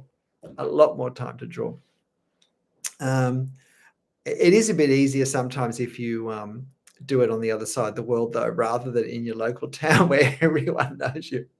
Alana's saying that's her aim, to be more free and gestural in her watercolor, and thought I really need to learn my skills. Yeah, well, I'm needing to learn some watercolor skills because I reckon I've spent enough time developing my drawing skills to put the watercolor on, and I need to get on with the watercolor. Still scrolling. Keep going, mate. You'll get there. I do like your 5-10 prompt drawing videos. Very helpful, and thank you. Do more. Yeah. The problem is that when I was in Paris last, which was 2018, I didn't know I was going to be coming back to Australia and drawing. So I didn't take drawings. I didn't take photos that were necessarily suitable reference photos. In fact, because my whole family was over there, we went over there for a wedding in Germany. Yeah, the family's in all these photos, like covering up all the things that I want to draw. So it's kind of yeah. So I'd love to go to Europe and to be taking a whole lot of reference photos to bring back, because I do feel privileged that I can at times travel, and that's why I'm really happy to share the reference photos I've got, because I know it can be hard to find things to draw beyond what's around us, particularly things that don't have a copyright problem. So Ian's, yeah, I knew what you meant. Ian saying, carry a sketchbook everywhere is the #1 piece of advice.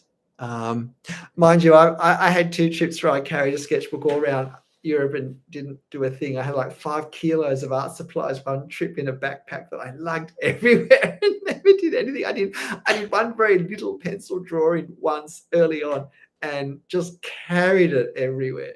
So have I ever seen books by Luke like The Last Tree altogether? No, I haven't. Oh, is that the guy? Is that Luke? Or am I thinking of something else? Is he an English guy on Instagram? No, I think I'm thinking of Liam. Someone. Yep. No, look, I haven't seen that. Do I have any more of these I can show you? Have I brought any more in? I think maybe just one more. One more example of what the process change I've done that's really improved my drawing, of spending a few minutes, 1 or 2 or 3 minutes, just making some marks, preparatory marks, to explore some element of the drawing I intend to do before I do it. So this was what I drew, and then this was what I drew. So I was particularly looking at these long, almost triangular shapes, long triangular shapes with the tips cut off. Yeah, look, I think actually, I think Lee, I have seen, if he's on Instagram, I think I have um, seen them, or just seen what's been posted.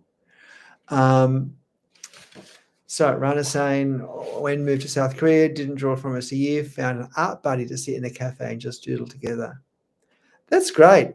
That's tremendous. I mean, I would think that's actually really great. But for most people, I suspect that drawing something we do by ourselves, um, that if we don't actually have a like a maybe a weekly class or something, we end up just doing it ourselves. So I reckon that's great. Hey Diego, that's very kind of you. Thank you for the following. Do you draw yourself? Um, Yes. Yep. Yep. No, I do. I do. Yep. Yep. Yep. I do know the. Yeah. Lovely. Yeah. It's lovely work. I mean, I've only seen what's been posted on Instagram, but it has a lovely feel to it, a lovely lightness and kind of delicacy to it. Um,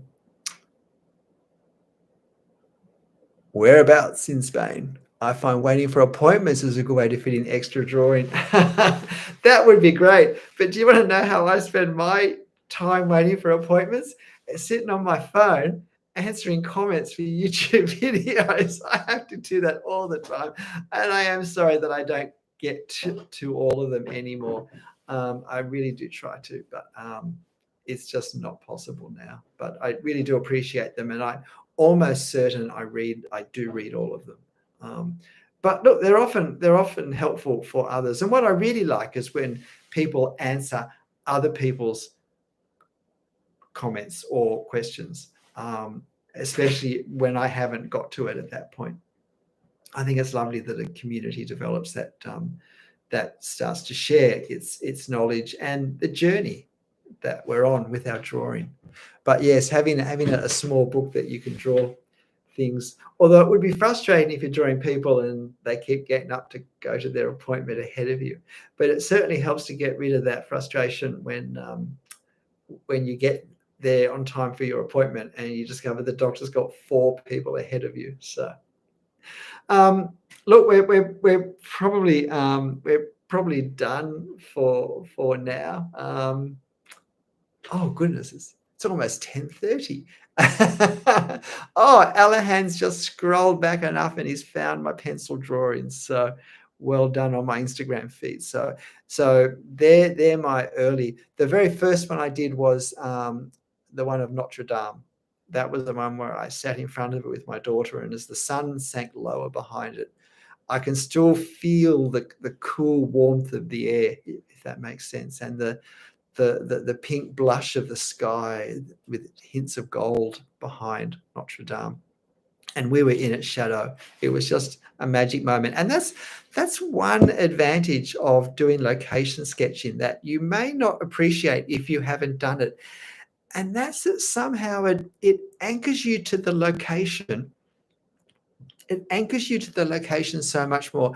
I've got a sketch of a bridge I drew in Florence, and it's a lousy drawing. The bridge looks like it's floating in the air. It doesn't seem to anchor at either end. And yet I can remember the mosquitoes biting me, but I can I can remember the pink blush of the sky and the way the light bouncing off the Arno River changed as the sun sank lower as I drew it. Like it just really, it just adds all of this additional memory that we then take with us.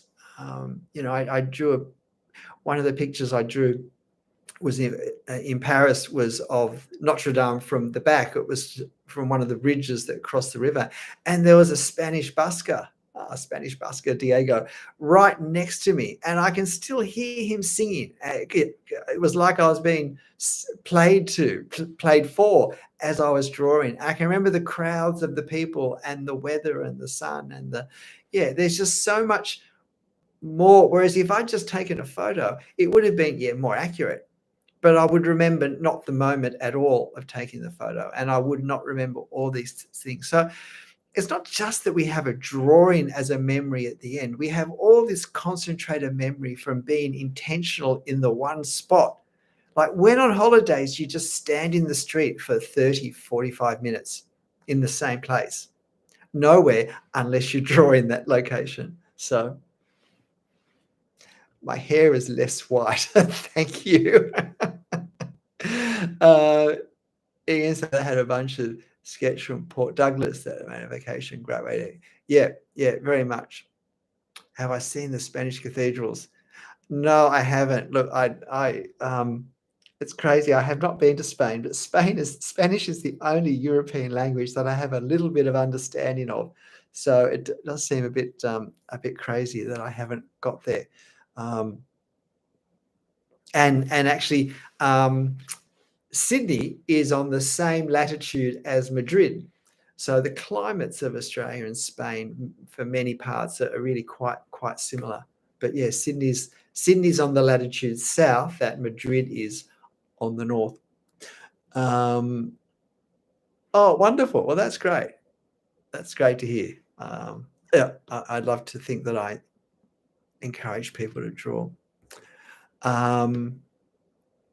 Yeah, no, thanks, Aparna. And look, if people find my videos helpful, firstly, can I just ask before we go, if you haven't given a thumbs up and you have found this interesting, could you give it a thumbs up? Could I see 33 become 34, 35, 36? Thank you. Thank you. And the other thing is, please tell your friends. If you've got friends who draw who don't know my channel, if you appreciate what I've done, then I would really appreciate you doing that for me, because it's not so much the number of subscribers, but it's having subscribers who really do draw, because my channel's not about entertainment. It's not about me being a cool dude. It's about learning to draw. And I think that's the skill I have.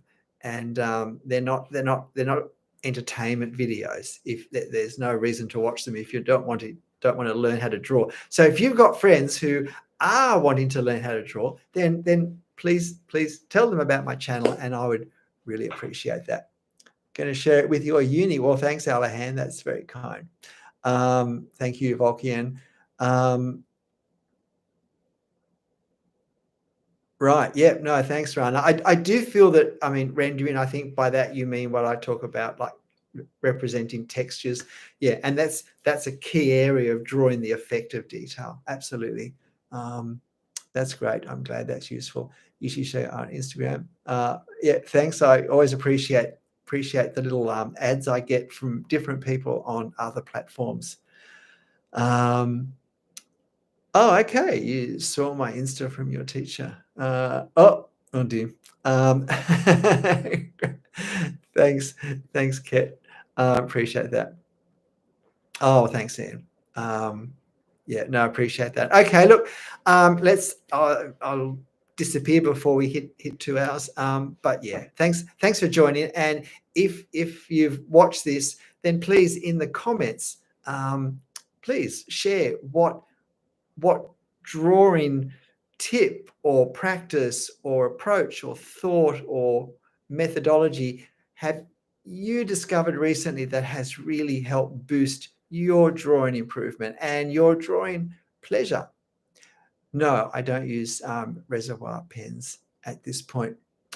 Yeah, a Sunday night chat for me, Louise. So I'm off to bed now. But for all of you where Sunday still stretches ahead in some way, have a great day. I'll see you next time. Bye.